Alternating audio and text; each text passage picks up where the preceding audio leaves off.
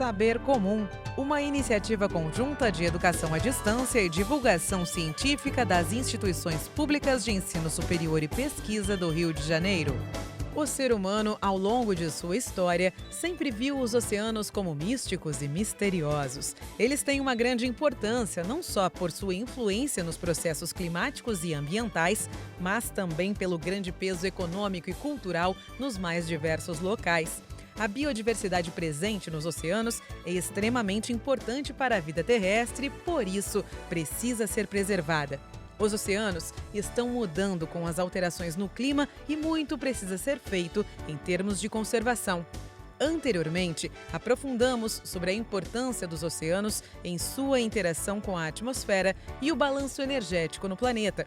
Hoje, na aula 17 do nosso curso, o professor André Belém, da Universidade Federal Fluminense, vai falar mais sobre os impactos diretos das ações humanas nos oceanos e quais medidas precisam ser tomadas para preservar esse sistema tão importante para a nossa vida. Mudanças climáticas. Na aula de hoje, impacto das mudanças climáticas nos oceanos. Olá! Hoje nós vamos conversar sobre a importância dos oceanos, os impactos das mudanças climáticas sobre os oceanos e o que a gente pode fazer para mudar esse quadro. Primeiro de tudo, a gente deve começar tentando responder essa pergunta: por que os oceanos são tão importantes? Se a gente for olhar na história do planeta, ele sempre foi considerado, os oceanos foram considerados algo mágico, algo importante, algo às vezes até inexplicável. A nossa conexão com o oceano é muito forte, não é só por causa da vida do planeta, mas também por todos os recursos minerais e os recursos naturais que a gente explora dele. Essa figura, por exemplo, é de um mestre japonês, uma xilografura lá de 1800 e pouco, mostrando um dinamismo enorme, as ondas, as pessoas tentando pescar, o sustento. Ela demonstra exatamente essa importância do oceano na nossa vida como sociedade humana. Se a gente for olhar também na história do nosso planeta, a gente vê que o oceano sempre foi o sustento. A gente vê aí, por exemplo, moedas lá de 700 anos antes de Cristo mostrando um atum na moeda, mostrando que aquilo ali era um recurso extremamente importante. A gente vê ainda um anzol de osso ali do período neolítico, ou seja, o homem sempre foi voltado ao mar para conseguir o seu sustento e seus alimentos, sem contar outros inúmeros exemplos, como, por exemplo, vasos ou até mesmo essas pinturas rupestres em cavernas, como essa daí da caverna de Gênova, na Itália. Então, o oceano sempre foi teve uma grande importância para a gente. Mais ou menos uns 200 anos atrás, 300 anos atrás, o homem começou a perceber que a gente deveria estudar mais a fundo os oceanos para tentar entender o impacto do clima nele e também o impacto dos oceanos no clima. Um bom exemplo disso foram 3 viagens feitas pelo histórico capitão James Cook, um inglês. Ele, entre 1768 e 1771, ele com o Endeavour, ele praticamente fez uma circunnavegação do mundo.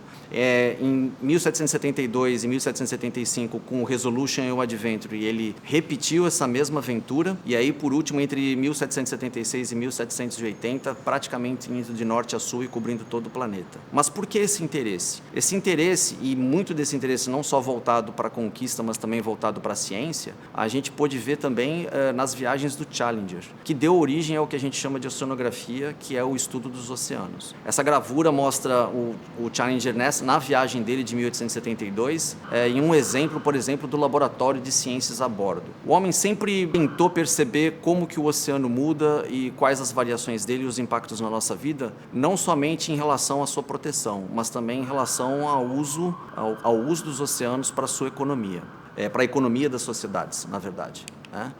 Se a gente for ver hoje por que os oceanos são importantes, metade da população do planeta vive até 100 quilômetros da costa. Não só por causa do seu aspecto em termos de vias de transporte, mas também o aspecto do seu sustento, da vida. Porém, a gente ainda tem um quadro muito negativo, quase que 1 bilhão de pessoas vivem em comunidades pobres e com conexão diretamente ao mar. Então, são pessoas que sobrevivem, têm o mar como seu sustento. E mudanças climáticas acabam afetando o sustento dessas pessoas de forma bastante intensa. Se nós nós formos pensar em outros pontos importantes do oceano, né, 50% do ar que a gente respira, o oxigênio que a gente necessita para sobreviver, ele é produzido por microalgas no oceano. Além disso, a gente sabe que muitos dos processos oceânicos, e vocês devem ter visto em outras aulas, por exemplo, na aula 3, falando exatamente sobre os oceanos e outros sobre dinâmica atmosfera e oceano, vocês devem ter percebido que 70% da superfície do planeta é coberta de água e isso, obviamente, tem um impacto muito grande no clima. Inclusive hoje, né, hoje em dia, atualmente, a gente tem visto chuvas intensas em alguns lugares, regiões se tornando deserto, e isso não é um clima que está conectado apenas à dinâmica atmosférica dos continentes, isso está conectado internamente com o mar. 95% de todo o transporte, de toda a economia que a gente circula no planeta, ela é feita por via marítima, né? Justamente pelos nossos 70% de superfície do planeta coberta de água. E além disso, a gente sabe, né, o Fórum Econômico Mundial fez um cálculo de aproximadamente 70 trilhões de dólares. Isso é bastante dinheiro, que é a quantidade de economia global produzida com bens e serviços conectados aos oceanos. Se a gente for pensar no aspecto de sobrevivência, né, no aspecto de alimentação, os oceanos eles não oferecem só frutos do mar, não é só o pescado que a gente consome. Se você for pensar que boa parte do sal que você coloca na comida vem dos oceanos, você já começa a perceber outro tipo de importância desse sistema no planeta. Além disso, com o avanço da ciência e com o avanço da tecnologia, boa parte dos medicamentos que são utilizados para combate de diversas doenças, eles são oriundos de substâncias que são encontradas no mar. Então, a importância dos oceanos para nós é praticamente inegável.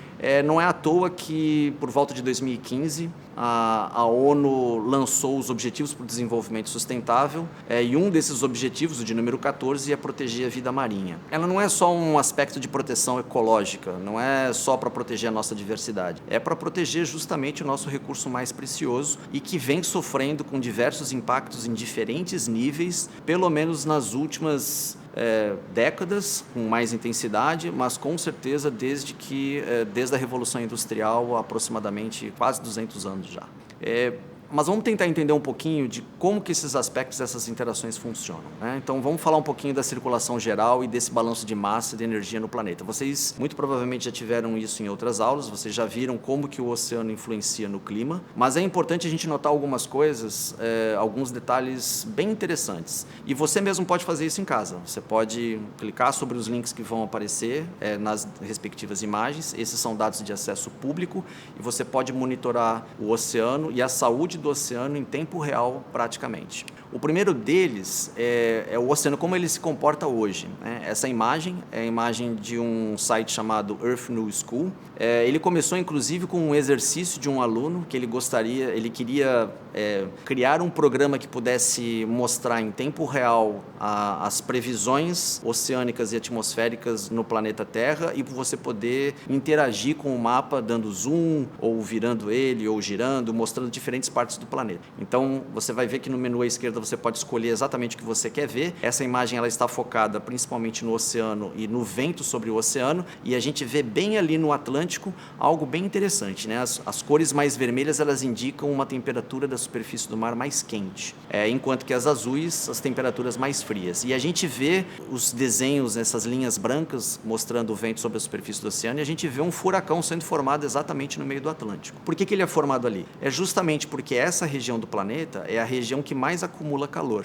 Então, se a gente imaginar verão e inverno, durante o inverno os polos eles praticamente não recebem energia solar, mas mesmo no inverno e no verão a região equatorial recebe bastante energia solar e se aquece. Esse é um dos principais impactos. Essa energia ela é distribuída pelos oceanos e justamente com as alterações climáticas globais atuais, ela não está sendo muito bem distribuída. Então essa energia fica acumulada ali. O que a gente espera hoje é exatamente formações de eventos como esse. Vocês veem esse furacão formando aonde ele deve se formar, só que como a energia é mais alta e a temperatura está mais quente, esses furacões e esses sistemas de tempestades tropicais, eles acabam se formando com mais intensidade, com mais frequência e tendo um impacto muito grande, principalmente na vida das pessoas que vivem ali na região equatorial, ali no Mar do Caribe e principalmente ali na costa dos Estados Unidos. Esse efeito você não observa apenas no Atlântico. Se você for para o Pacífico, você também vai observar furacões e sistemas desses sendo formados exatamente onde o oceano está mais quente, principalmente na costa do Japão, da Oceania e da Ásia. Se a gente seguir essa linha, a gente vai ver que as temperaturas mais altas, elas encostam ali na América do Norte e sobem. Essa corrente, ela forma uma corrente que a gente chama de corrente do Golfo, que é extremamente importante para a distribuição de calor nos oceanos. É justamente por causa desse calor que é distribuído e vai em direção ao Mar do Norte, é que a Europa tem as temperaturas que ela tem tão amenas. Algumas pessoas podem pensar assim, nossa, amenas, mas ali neva, ali faz frio. Sim, e seria muito mais frio e com muito mais neve e muito mais gelo se não houvesse esse processo de corrente. Se a gente rotacionar essa imagem e mostrar os polos, a gente vai ver que essa língua de água quente, ela se aproxima bastante da Europa e ela acaba influenciando todo o sistema meteorológico que acontece principalmente no Polo Norte. Uma das coisas que a gente fala, e que vocês muito provavelmente devem ter visto nas outras aulas, é da interrupção desse fluxo de calor e dos impactos que ele poderiam ter. Em outras épocas no passado geológico da Terra, a gente vê esse efeito provocando eras glaciais. O que a gente vê como principal impacto das mudanças climáticas hoje é justamente esse transporte de calor sendo fortemente diminuído e que tem provocado esses impactos que nós vemos hoje em dia no continente europeu. Por exemplo, chuvas intensas, ondas de calor e muito provavelmente no próximo inverno vocês verão nevascas bastante intensas e um inverno bastante rigoroso em algumas dessas partes. Da mesma forma que se a gente rotacionar o planeta para a parte sul, para o Polo Sul, a gente vai ver a Antártica, que é o nosso principal reservatório de água congelada, na forma de gelo, essas grandes calotas em cima do continente, rodeada por um oceano bastante frio. Ainda assim, a gente percebe, principalmente nessa conexão entre a Antártica e a América do Sul, a gente chama essa de passagem de Drake, alguns processos bastante interessantes. Por exemplo, essa água mais fria subindo pela costa do Chile e um pouco de água mais fria também subindo pela costa da Argentina. Esses dois processos conectados com a intensidade da corrente do Brasil e com as temperaturas mais altas na costa do Brasil são os principais moduladores do clima e da precipitação que nós temos no sul do país. É justamente por isso que a gente diz que não são apenas efeitos locais que vão afetar o clima do continente, mas também efeitos mais globais, como diferenças na circulação que a gente pode ter justamente por causa de mudanças climáticas e os impactos delas sobre os oceanos. Uma outra coisa interessante que a gente pode fazer é utilizar um outro site chamado WorldView da NASA. Ele praticamente concentra todas as imagens de satélite e também todos os principais dados de modelos e dados de observações do clima e dos oceanos em tempo real. Então, todos os dias, quando você entrar nesse site, você consegue observar, por exemplo, uma figura como essa, que é a distribuição de temperaturas do planeta. Uma coisa bem interessante que a gente observa é que vocês veem esses pequenos braços de água mais fria, principalmente do lado oeste dos continentes, ou seja, do lado leste dos oceanos, que a gente chama isso de ressurgência. Essas ressurgências, elas são formadas justamente pela interação do oceano com a atmosfera e são águas mais frias e ricas de nutrientes que chegam até a superfície e com isso elas acabam promovendo lugares onde você encontra bastante recurso pesqueiro. São justamente esses recursos pesqueiros que acabam impulsionando a economia e a alimentação de muitas das civilizações ao redor do planeta. Então, quando a gente fala de impacto de mudança climática, vocês podem imaginar justamente regiões como essa sendo afetadas, não só em níveis de temperatura, como também em níveis da sua diversidade. E aí vocês podem imaginar o impacto que isso tem sobre a vida das pessoas. Não é à toa que se a gente olhar na história do nosso planeta, na história da civilização, praticamente, a gente vai ver grandes civilizações como os astecas, os incas, os babilônios, simplesmente desaparecendo em questão de centenas de anos, e isso muito provavelmente tem a ver com impactos de mudanças climáticas sobre os seus recursos alimentares, e muitos deles voltados ao mar. Um exemplo dessa interação que você pode fazer, essa imagem é uma imagem que é uma animação de o início de agosto, do dia 1º de agosto até o final de agosto, mostrando praticamente como se comporta a temperatura do oceano. Ali a gente consegue ver, por exemplo, a corrente norte do Brasil e a corrente do Brasil que banha as nossas águas, que são correntes extremamente quentes. E a gente pode pensar assim, poxa, mas se o Brasil é um dos principais exportadores de alimentos do mundo, e isso vem do agronegócio, então por que eu preciso me preocupar com o oceano se a produção agrícola brasileira é dentro do continente? É justamente por isso. A água necessária para a produção agrícola, ela vem exatamente da interação do oceano com a atmosfera. A gente vê ali uma linha tracejada, principalmente na região norte, que é parte da umidade que entra do oceano para dentro do continente e ele interage com a floresta amazônica, e a gente vê também uma linha embaixo que é o principal caminho das frentes frias que se propagam ao sul do Brasil. Essas frentes frias, elas se propagam ali justamente porque elas encontram águas mais quentes, então elas são puxadas esses centros de baixa pressão para o oceano. Então a temperatura do oceano na costa brasileira é um dos reguladores do clima dentro do nosso continente. Nós estamos entrando num processo, na verdade a gente já está entrando num processo há algum tempo de escassez hídrica, e ela é provocada principalmente pelos impactos do oceano na nossa costa, além de outros efeitos do oceano global. A mesma imagem que a gente apresenta aqui também é do mesmo site, né, do Worldview da NASA. Ele mostra uma sequência de imagens lá em janeiro desse ano. A gente vê o mesmo processo, a gente vê aí águas até um pouco mais quentes, mas a posição da corrente norte do Brasil e a corrente do Brasil ali, e influenciando principalmente um efeito que vocês viram em outras aulas chamado de monção da América do Sul, que é o principal fornecedor de umidade para dentro do nosso país. Só esses dois efeitos têm um impacto enorme no nosso PIB, na produção de alimentos, como que as sociedades vivem e, principalmente, em todos os sistemas de tempestade que passam no Atlântico Sul e que afetam as principais cidades no litoral brasileiro. Então, já que a gente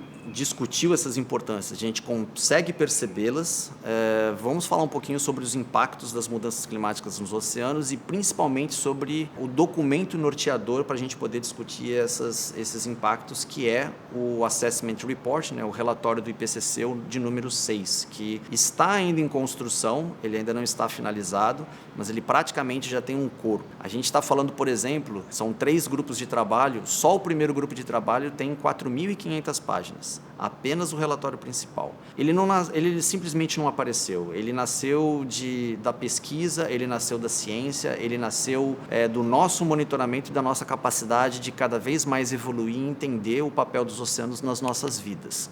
Então esse processo ele vem desde lá da década de 90, na verdade na década de 70 já se discutia muito sobre os impactos do clima, mas ele principalmente a partir da década de 90, esses relatórios eles têm norteado a maneira com que a gente enxerga os oceanos e também a maneira com que a gente faz política para protegê-los. Ele é um relatório importante, ele é acessível, ele é público e, apesar de ele ser um pouco grande e ter uma linguagem científica bastante pesada, ele também tem elementos que auxiliam o leitor com uma linguagem mais simples e auxiliam o leitor também com mapas interativos onde você mesmo pode pesquisar quais seriam os impactos de um aquecimento de diferentes níveis e diferentes graus no planeta sobre os oceanos ao longo do tempo. E aí, ao longo do tempo, a gente está falando basicamente de 3 períodos distintos, até 2030, 2030 a 2070, de 2070 a 2100. Pode parecer muito distante isso, mas a gente tem que pensar que os oceanos, por fornecerem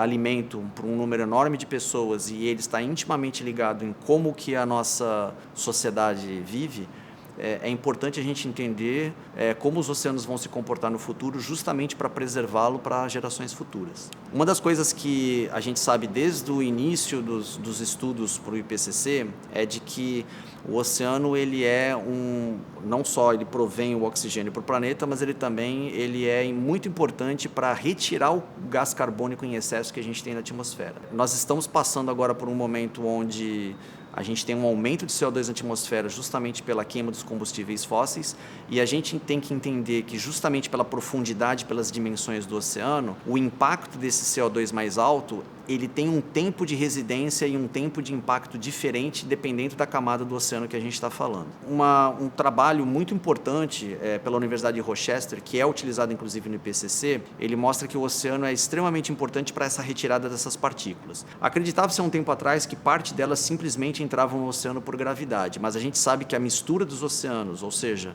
o vento sobre a superfície misturando essas camadas, e também a vida, né, a produção primária nos oceanos e o consumo disso pela produção secundária, A bomba biológica, que é justamente a produtividade primária e a produtividade secundária, elas são extremamente importantes para retirar esse carbono em excesso da atmosfera e colocar eles em profundidades maiores. Nessas profundidades, abaixo dos 1.000 metros, a gente sabe que o tempo de residência delas é acima de 1.000 anos. Então vejam que mudanças climáticas, apesar de nos parecer agora coisas que acontecem na nossa escala de tempo, a gente está falando de impactos sobre o oceano que podem durar até milhares de anos. E milhares de anos significa que mesmo que a gente passe para um estilo de vida que não dependa tanto de combustíveis fósseis, e a gente não coloque tanto CO2 na atmosfera, ainda assim o oceano vai reagir e vai demorar um certo tempo para entrar em equilíbrio. E esse certo tempo a gente está falando de centenas a milhares de anos. É por isso que é tão importante entender esses processos e estudar esses processos para a gente criar mecanismos que possam mitigar mais os impactos dessas mudanças. Desses principais impactos, a gente pode elencar alguns, O próprio relatório do IPCC, não este relatório, mas praticamente todos os relatórios que foram criados até hoje, desde o início do painel internacional de mudanças climáticas, vem apontando para uma corrosão progressiva da capacidade que a gente tem do ambiente de resiliência, da capacidade que ele tem de retornar ao seu estado natural ou pelo menos ao seguir o curso das mudanças climáticas mais naturais. Entre elas a gente pode elencar alguns,